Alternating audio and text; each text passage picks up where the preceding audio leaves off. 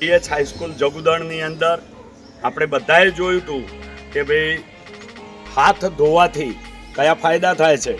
આખા વિશ્વની અંદર કેવી રીતે હાથ ધોવા, 6 પ્રકારે હાથ ધોવાની માહિતી WHO દ્વારા આપણને બધાને આપવામાં આવી હતી.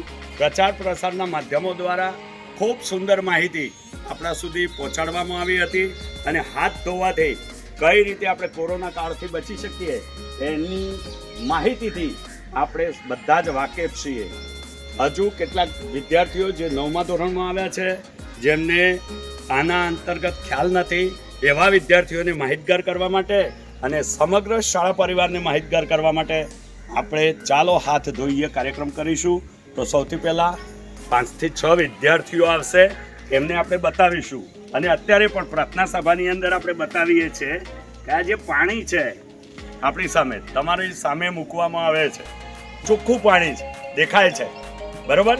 એનો મતલબ એવો થયો કે આ ડોલની અંદર જે પાણી છે એકદમ ચોખ્ખું છે, નળમાંથી આ લીધેલું પાણી છે, બરોબર. હવે આપણે આ પાણીની અંદર આપણે બધા જ હાથ ધોઈશું. વારા પરથી આવીને 5 થી 6 વિદ્યાર્થીઓ આપણે હાથ ધોઈશું, પછી એને ચેક કરીશું કે આ પાણી કેટલું ગંદુ થાય છે અને આ મલિનતા આપણા શરીરની અંદર કેટલી દાખલ થાય છે ખાતી વખતે એનો આપણને ખ્યાલ આવશે.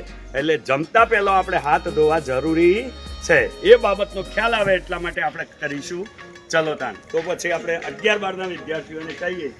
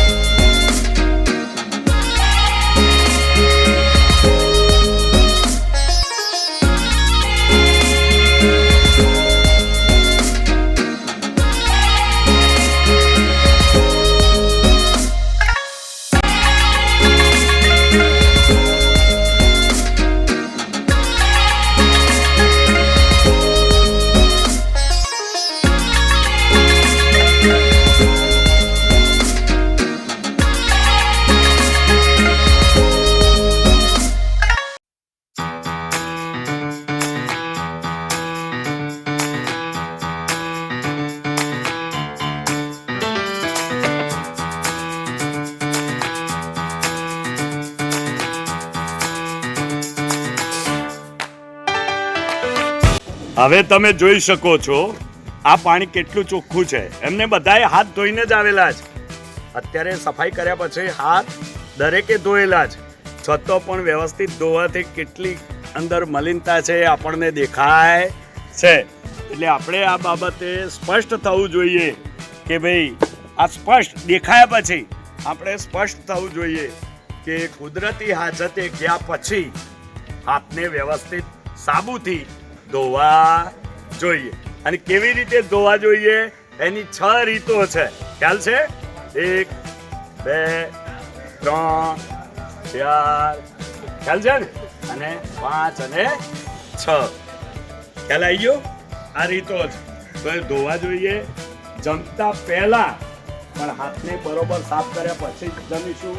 નાસ્તો કર્યા પહેલા આપણે કેમ્પસની અંદર કેટલાય બાળકો નાસ્તો કરવા બેસે અને સીધા બેસી જાય, બરોબર જોયું છે મેં. તો આપણે બધા હાથ ધોઈને પછી જમીશું તો આપણી તંદુરસ્તી જળવાશે, નાના મોટા રોગોથી બચી શકીશું.